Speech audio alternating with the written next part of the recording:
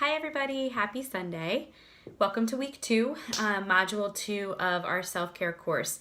I hope that week 1 you were able to get some of the kinks out and kind of look at the format and kind of figure out how we're going to move forward and what this is going to look like, that you were able to get your reflections in and you are feeling good about your SMART goals and your coaching calls and moving right along. So this week we're switching gears a little bit, and this week's focus is primarily on 3 things. We kind of condensed into the 6-week period. We took that wellness assessment that you did, and we kind of took these modules and divided them up so that they would be in line with that assessment.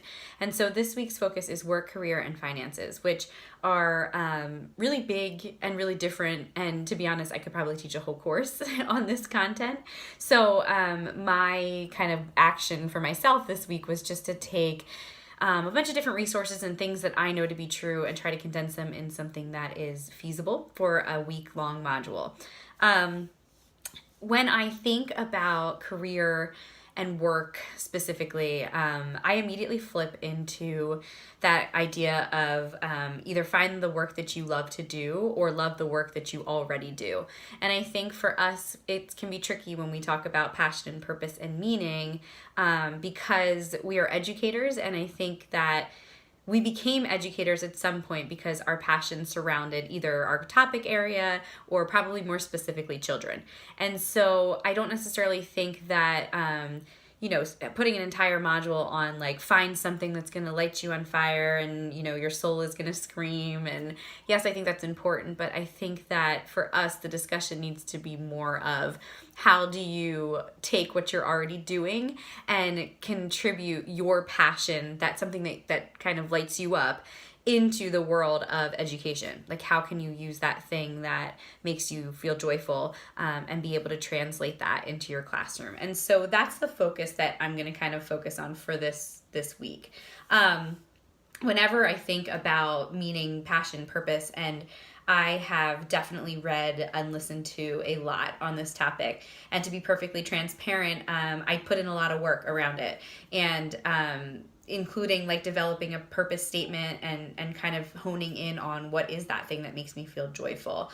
And for me, it worked really well because it was to think about the whole child. I was really interested in working with kids, but more on a holistic approach of, nutrition and wellness and mindfulness and yoga and social emotional learning. And that passion kind of allowed me to move into this new career, which is seriously the best thing I could ever imagine for myself. And it just fits so naturally for me. But that being said, one of the action items this week that you're responsible for is to listen to a podcast by Elizabeth Gilbert. So she's the person who wrote Eat, Pray, Love. She also wrote this book about creativity that I really, really love. And I like this podcast in particular. It's actually one of Oprah's Super Soul Sundays conversations. So it's more of like a TED Talk-y. But she talks about the idea that passion and finding your passion, and it's such like a buzz right now for everyone to kind of do this. And I think that it causes some uneasiness and some guilt and some kind of negative feelings because not all of us have something that sets our soul on fire.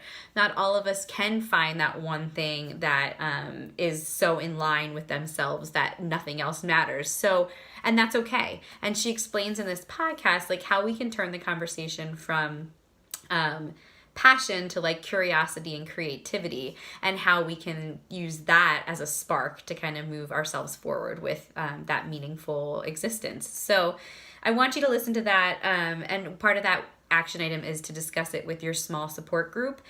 Just any type of takeaway or anything that you took from it, or something that you have read or listened to, or any thoughts that you've ever kind of had regarding your passion and your purpose.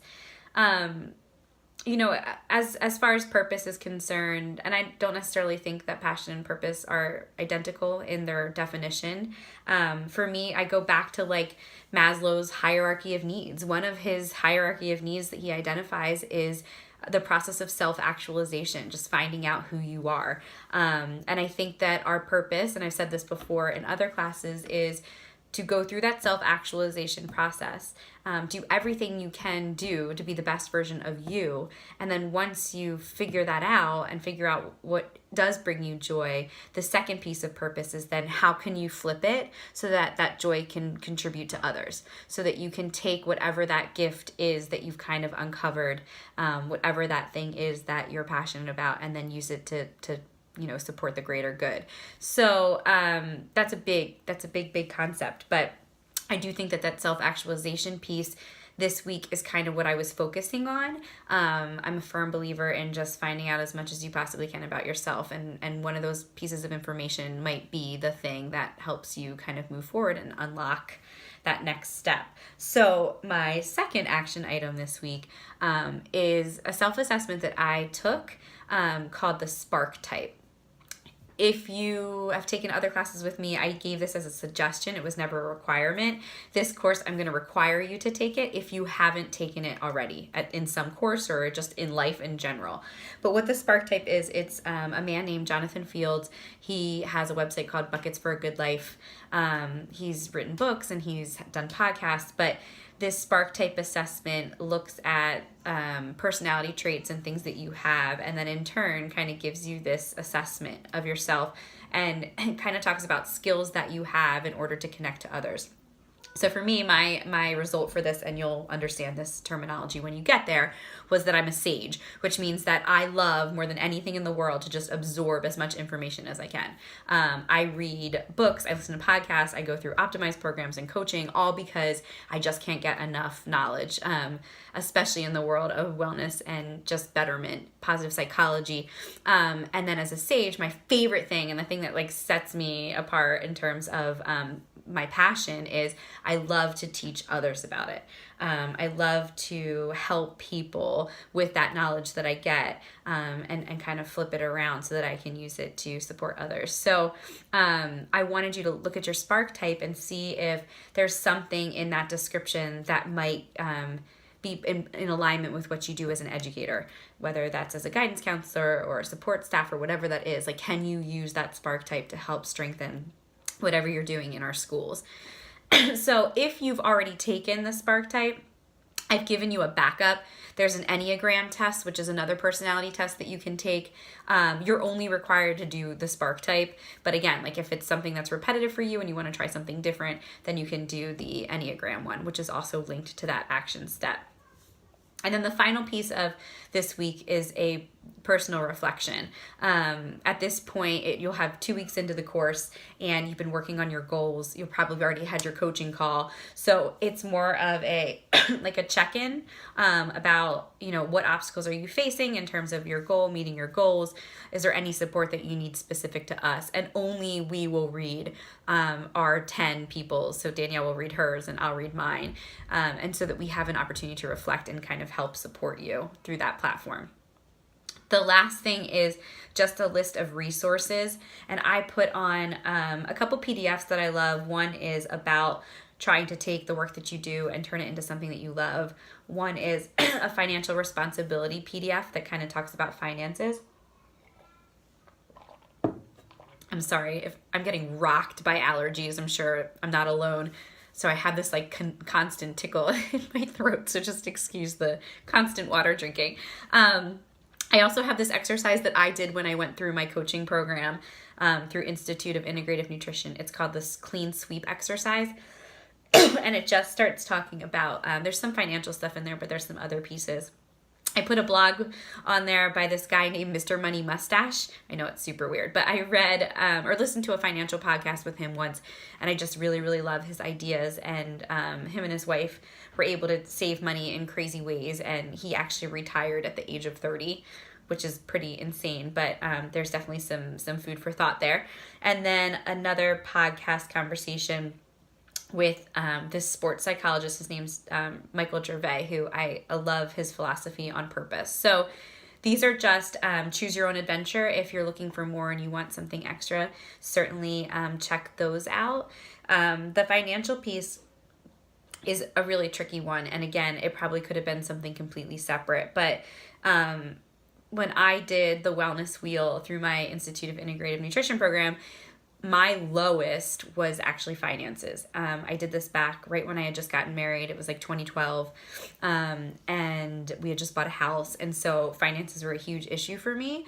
And because I brought awareness to that through this wellness wheel, it actually opened the door for my husband and I to get really, really serious about planning and preparation for our finances. So we actually make it a point to do a monthly financial meeting. Him and I sit down with a spreadsheet and a budgeting sheet, and we just really make sure that we're intentional about where we're spending our money. And I'm telling you, like, there are pieces of spending that you're not even recognizing how much you're kind of dumping into certain areas. So we went through Financial Peace University, which is through Dave Ramsey.